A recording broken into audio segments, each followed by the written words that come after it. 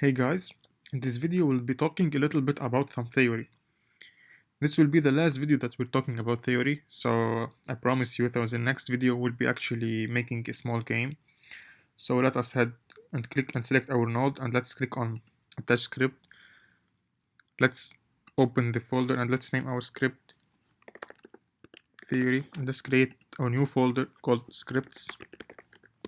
Let's save our theory script in this file, in this folder, and let's click open, create. In most game engines, also in Godot, the main logic is divided into main three parts. The first part is where we initialize our variables or we connect our signals or events. It's called function ready. We'll discuss about events and initializing variables in later video, but we have to keep in mind that the function ready only run once. Then we have the game loop. The game loop is called while using the function process. We use it to handle the events and user input, and it runs every frame. We also have the function physics process. It's also a game loop. So what's the difference between physics process and the process?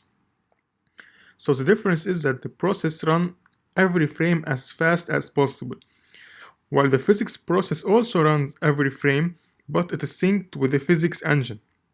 The process is not synced with the physics engine. So now let's talk a little bit about delta. What's delta? Delta is a variable that refers to the CPU clock. So for example, if you have a better computer than my computer and it runs faster computations than my computer, so the game maybe could run a little bit faster or a lot faster than on my computer. So to keep everything smooth and run at the same speed on all the computers, we multiply it or we use the delta variable here. So that's it. We'll discuss how to use them in later videos.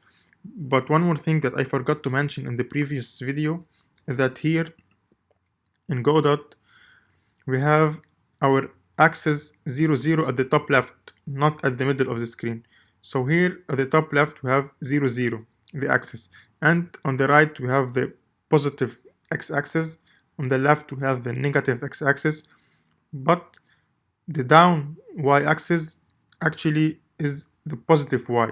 So facing down is positive y, not negative y, and facing up is negative y. So if you want to move down, you need to go on the positive y-axis, not on the negative y-axis. So that's it for this video, guys. So I hope you like it. See you in the next video. Bye bye.